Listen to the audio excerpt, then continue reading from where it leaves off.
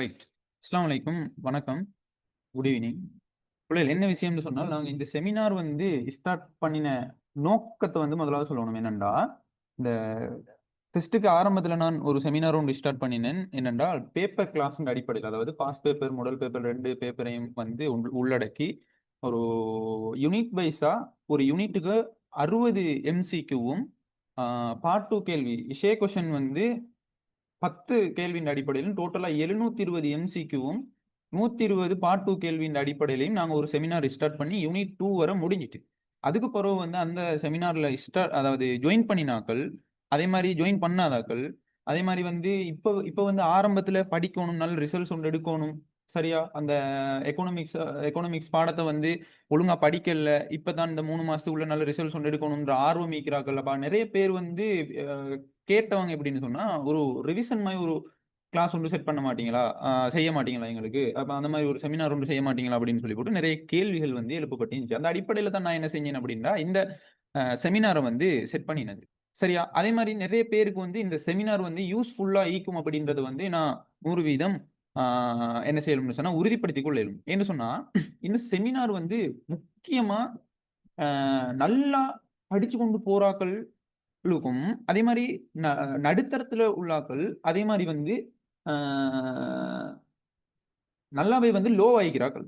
இந்த 3 பேருக்கும் வந்து இந்த செமினார் வந்து என்ன செய்ய போகுதுன்னு சொன்னா, யூஸ்ஃபுல் ஆகி போகுது. எப்படின்னு சொன்னா, முதலாவது அந்த ஏ என்ற அடிப்படையில இருக்கிறவங்க வந்து ஒரு செட் ஸ்கோர வந்து நல்ல செட் ஸ்கோர் அடையறதுக்கு வந்து என்ன செய்யணும்னு சொன்னா, இன்னும் டார்கெட் பண்ணக்கூடிய மாரி இருக்கும்.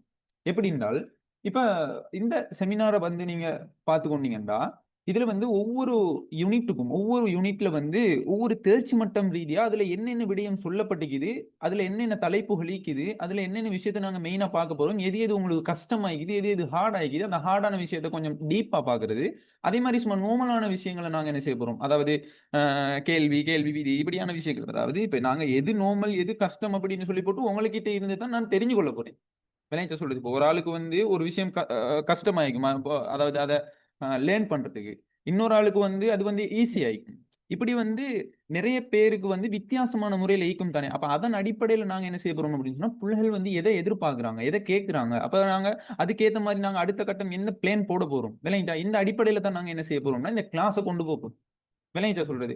அப்ப இது வந்து எப்படி 3 மாசத்துக்குள்ள 12 யூனிட்டையும் முடிக்க இயலுமா அப்படின்னு கேட்டா, அந்த ஃபுல் தியரியும் நாங்க பார்க்கிறதில்ல. நல்லா விளங்கிக்கொள்ளணும். ஃபுல் தியரியும் நாங்க பார்க்கிறதில்ல. நான் சொல்றேன் தானே, உங்களுக்கு வந்து எது உங்களோட கேள்விகளின் அடிப்படையில, உங்களோட உங்களோட கேள்விகளின் அடிப்படையில எது வந்து உங்களுக்கு கஷ்டமாயிக்குதோ, எது வந்து உங்களுக்கு ஹார்ட் ஆயிக்குதோ, எந்த கேள்விக்கு நீங்க அ அத ஆன்ஸர் பண்றதுக்கு கஷ்டப்படுறீங்களோ, சிரமப்படுறீங்களோ, அந்த கேள்வி அல்லது அந்த கேள்விக்கு எப்படி பதில் அளிக்கிறது, அந்த அடிப்படையிலே வந்து நாங்க ஃபர்ஸ்ட் செமினார ஸ்டார்ட் பண்ணோம். 2வது செமினார் வந்து எப்படி ஸ்டார்ட் பண்ணப்பட்டிருக்குது? அதாவது தேர்ச்சி மட்டம் ரீதியா ஒவ்வொரு தேர்ச்சி மட்டத்துக்குள்ளயும் என்னென்ன விஷயம் உள்ளடங்கியிருக்கு, அதுக்குள்ள வந்து என்னென்ன விஷயம் உங்களுக்கு தேவை, என்னென்ன விஷயம் உங்களுக்கு கஷ்டமாயிக்குது, என்னென்ன விஷயத்த நீங்க அந்த லேர்ன் பண்றதுக்கு உங்களுக்கு கஷ்டமாயிக்குது. அந்த அடிப்படையில தான் நாங்க என்ன செய்ய போறோம் அப்படின்னு சொன்னா, இந்த செமினார கொண்டு போறோம். அப்ப நாங்க எல்லா விஷயத்தையும் வந்து டோட்டலா விரிவா பார்க்கிறது இல்ல. நாங்க பார்த்துக்கொண்டு போவோம். குயிக்கா பார்த்துக்கொண்டு போவோம்.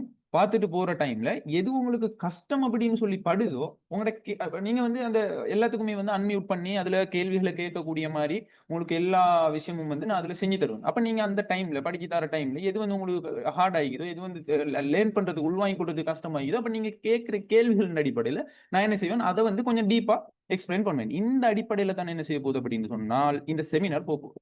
சரியா? அத வந்து நீங்க என்ன செய்யணும், எல்லாரும் புரிஞ்சுக் கொள்ளணும் தெளிவாக. அப்ப நாங்க அந்த 12 யூனிட்டுக்கும் வந்து எந்த மெத்தட்ன்னு சொன்னால், இப்ப உதாரணமா நாங்க யூனிட் 1 வந்து நாங்க எடுத்துக்கொள்வோமே. இப்ப அதுக்கு முந்தி வந்து நல்லா விளங்கிக் கொள்ளணும். இதுல அ ப 12 அலகுகளுக்கும் வந்து தேர்ச்சி மட்டத்தின் அடிப்படையில, உங்களுக்கு 3 மாத காலம் வந்து என்ன செய்ய போகுதுன்னு சொன்னா, இந்த செமினார் நடக்க போகுது அப்படின்றத வந்து நீங்க என்ன செய்யணும், தெளிவாக விளங்கிக் கொள்ளணும். சரி, அதே மாரி இந்த 12 அலகுகளுக்கும் எப்படி போகுது அப்படின்றத யூனிட் 1 மூலமா நான் வந்து என்ன செய்ய போறேன் அப்படின்னு சொன்னா, ஒரு பிடிஎஃப் வந்து நான் செஞ்சு வச்சுக்கிறேன். அதன் அடிப்படையில தான் 12 யூனிட்டுக்கும் வந்து உங்களுக்கு அவ்வளோ பிடிஎஃப் 12 யூனிட்டுக்குமான பிடிஎஃப் வந்து உங்களுக்கு அனுப்புவேன். சரியா? அந்த அடிப்படையில தான் கிளாஸ் நடக்கும். இப்போ உதாரணமா யூனிட் 1 எடுத்துக்கொள்ளுங்களேன். சரியா? இது வந்து உங்களுக்கு பாடத்திட்டம். அதாவது ஆ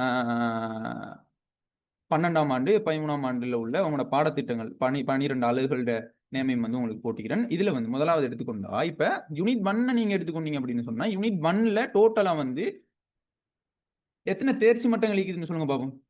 யூனிட் 1ல எத்தனை தேர்ச்சி மட்டங்கள் இருக்குது? தேர்ச்சி மட்டங்கள் ரீதியா படிச்சாக்கள் வந்து செட்ல போடுங்க போய்க்கா. எத்தனை தேர்ச்சி மட்டம் இருக்குது?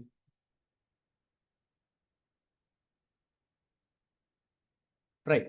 9 தேர்ச்சி மட்டங்கள் இருக்குது தானே, சரியா? அப்ப இந்த 9 தேர்ச்சி மட்டத்திலையும் வந்து நாங்க என்ன செய்யறோம், ஒவ்வொரு தேர்ச்சி மட்டத்திலையும் மிக முக்கியமான பாயிண்ட்ஸ் என்ன விளங்கினா, இப்போ உதாரணமா தேர்ச்சி மட்டம் 1.1 எடுத்துக்கொள்ளுங்களேன். அதுல 1.1ல என்ன சொல்றாங்க, பொருளியல்னா அடிப்படையை வந்து பரிசீலனை செய்யறது, சரியா? அப்ப பொருளியல் அடிப்படையை பரிசீலனை செய்கின்ற இந்த தேர்ச்சி மட்டத்துக்குள்ள என்ன விஷயம் இருக்குது? எடம் ஸ்மித் அப்படின்றது வந்து யாரு? பொருளியல் தந்தை. விளையாட்டு சொல்றது அந்த பொருளியல் தந்தை வந்து என்ன சொல்றாரு, அதாவது பொருளியல் சம்பந்தமா செல்வத்தின் ஆராயும் இயல் அப்படின்னு சொல்லி பொருளியலுக்கு பேர் வைக்கிறார். அதே மாதிரி நேர்கூற்றுனா என்ன, அதே மாதிரி நியம கூற்றுனா என்ன, சிற்றின பொருளியல்னா என்ன, பேரின பொருள், இதன் இவ்வளவு தான் வந்து என்ன செய்யப்பட்டிருக்குது அப்படின்னு சொன்னா, இவ்வளவு விஷயமும் தான் என்னண்டா, தேர்ச்சி மட்டம் 1.1 பொருளியல் அடிப்படையை பரிசீலனை செய்யறது அப்படின்ற இந்த தேர்ச்சி மட்டத்துக்குள்ள உள்ளடங்குற விஷயம். நீங்க எந்த தேரியையும் எந்த நோட்ஸையும் எந்த இதையும் எடுத்து பாருங்க, இவ்வளவு விஷயம் தான் உள்ளடங்க போகுது. அப்ப இதை நாங்க என்ன செய்ய போறோம், குயிக்கா நாங்க பாக்குறது. அப்ப பார்த்து கொண்டு போற டைம்ல யாரு சரி ஒரு ஸ்டூடெண்ட்ஸ் வந்து அன்மியூட் பண்ணி, இது எனக்கு விளங்கல்ல, எனக்கு நியம கூட்டுண்டா என்னன்னு விளங்கல்ல, நேர்கூட்டுண்டா எனக்கு விளங்கல்ல, அதுக்கு கொஞ்சம் உதாரணம் சொல்லுங்க, சிற்றின பொருளியல்னா என்னன்னு விளங்கல்ல, பேரின பொருளியல்னா என்னன்னு விளங்கல்ல அப்படின்ற கேள்விகளின் அடிப்படையில் நான் என்ன செய்வேன், அதை கொஞ்சம் டீப்பா பார்ப்பேன்.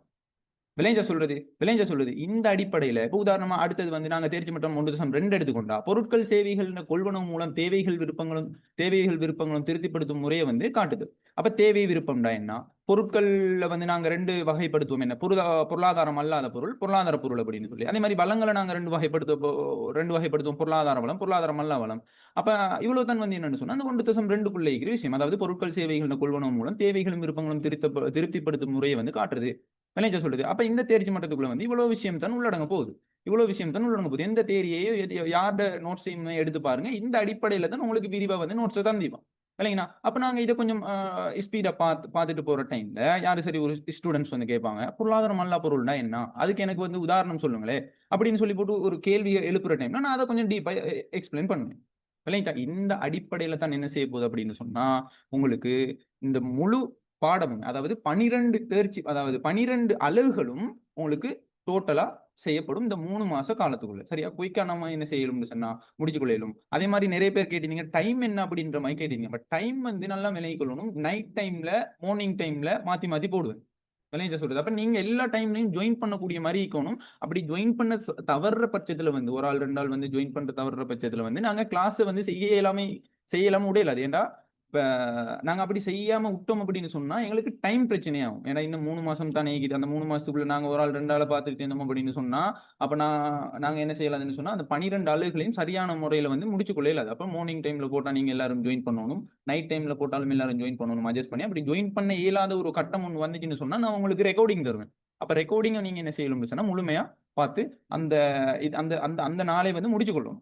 சரியா? அப்ப இந்த அடிப்படையில தான் உங்களுக்கு என்ன செய்ய போகுதுன்னு சொன்னா, உதாரணமா பாருங்க, இப்ப தேர்ச்சி மட்டம் 3.3 பாருங்க, உற்பத்தி காரணி என்ற பண்புகளை இனங்கண்டு உற்பத்தி காரணிகளை வினை தீர்மானிக்கும் காரணிகளை விற்பார். இப்ப எந்த நோட்ஸையும் நீங்க உங்களுடைய ஸ்கூல்ல தந்த நோட்ஸ் ஆகிக்கலாம், இல்லாட்டி பிரைவேட் கிளாஸ் மூலமா தந்த நோட்ஸ் ஆகிக்கலாம், அல்லது ப்ரொஜெக்ட் கிளாஸுக்கு வந்து நீங்க போவீங்க, சில ஆக்கள் ப்ரொஜெக்ட் மூலமா தந்த நோட்ஸ் ஆகிக்கலாம், அல்லது வேற சேர்மார்கள்ட்ட நோட்ஸ் ஆகிக்கலாம். எந்த நோட்ஸையும் எடுத்து பாருங்க, இவ்வளவு இந்த தலைப்புகள் விளைஞ்ச சொல்றது இந்த அடிப்படை, இந்த நோட்ஸ் இந்த இந்த தலைப்புகளின் அடிப்படையில தான் அவ்வளவு நோட்ஸும் வந்து உங்களுக்கு விரிவாக்கப்பட்டிருக்கும். அப்ப என்னென்ன விடயம் உள்ளடங்குது அப்படின்றத நாங்க விளங்கி கொண்டோம் அப்படின்னு சொன்னா எங்களுக்கு படிச்சு கொள்றதுக்கு அந்த பிடிஎஃப் வந்து நல்லாவே வந்து உங்களுக்கு ஹெல்ப் பண்ண போகுது இந்த ரிவிஷன் செய்யறதுக்கு.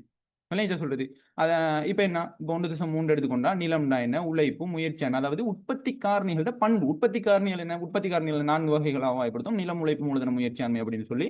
அதே மாதிரி மூலதனத்தை நாங்க 5 வகைகளாக வகைப்படுத்தும், நிலையான மூலதனம், தொழிற்படு மூலதனம், பொருளாதார. அப்ப இந்த அடிப்படையில கொஞ்சம் விரிவா நாங்க பார்த்துட்டு போற டைம்ல அது சரி ஒரு கேள்வி ஒன்று கேட்டாங்க, இது விலங்கல் அப்படின்னு சொன்னா அதை நாங்க என்ன செய்ய போறோம், டீப்பா பார்க்க போறோம். விளைஞ்ச சொல்றது இந்த அடிப்படையில தான் உங்களுக்கு என்ன செய்யும்டா, இந்த முழு அலகுகளும் 12 அலகுகளும் வந்து தொடர்ச்சியா உங்களோட எக்ஸாம் வர தொடர்ச்சியா நடக்கும். சரி, எத்தனை மாசம் அப்படின்னு கேட்டீங்க, உங்களுக்கு எக்ஸாமுக்கு எத்தனை நாள் இருக்குதோ அத்தனை நாள் வரை நடக்கும். இல்லைங்களா? அப்போ உங்களுக்கு தெரியும் தானே எத்தனை நாள் சொல்ல வேண்டிய அவசியம் இல்லை. ரைட். இந்த அடிப்படையில தான் உங்களுக்கு வந்து இந்த செமினார் நடக்கும். ரைட். குயிக்கா வந்து வேற என்ன சரி டவுட்டுகள் இருந்துச்சு அப்படின்னு சொன்னால் கேட்கலாம். குயிக்கா கேளுங்க. இவ்வளவு தான் நாங்க இந்த இன்ட்ரடக்ஷன் கிளாஸ்ல சொல்ல வேண்டிய விஷயம். வேற வந்து சொல்றதுக்கு இன்ட்ரடக்ஷன் கிளாஸ்ல வேற எதுவும் சொல்றதுக்கு இல்லை. உங்களோட டவுட்கள் எல்லாம் வந்து தனிப்பட்ட முறையிலேயோ அல்லது வந்து ஒரு குரூப் ஒன்று நாங்கள் ஓப்பன் பண்ணுவோம். அந்த ஓப்பன் பண்ண குரூப்ல வந்து நிறைய பேர் வந்து இருப்பாங்க. நல்லா படிச்சவங்க இருப்பாங்க, படிப்பு குறைவானவங்க இருப்பாங்க, மார்க்ஸ் கூட எடுக்கிறார்கள் இருப்பாங்க, குறைய எடுக்கிறார்கள் இருப்பாங்க. எல்லாரும் வந்து டிஸ்கஸ் பண்ணி நல்ல ஒரு குரூப் ஸ்டடியா நாங்க போவேணும். சரியா? அப்ப எல்லா விஷயமும் சொல்லிட்டேன். வேற என்ன சரி இந்த செமினார் சம்பந்தமான டவுட்கள் இருந்தா குயிக்கா செட்ல போட்டு கேட்கலும். குயிக்கா கேளுங்க பாப்போம். அவசரமா.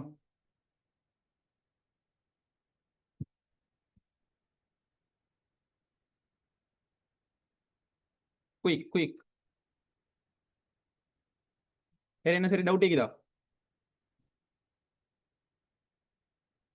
ரைட். மார்னிங் வந்து சம்டைம் இப்ப நான் குரூப்ல வந்து இன்ஃபார்ம் ஒன்று பண்ணுவேன். ஒரு 8 மணி அல்லது 9 மணி அந்த கெப்புக்குள்ள நாங்க ஸ்டார்ட் பண்ணுவோம் மார்னிங் டைம். வேற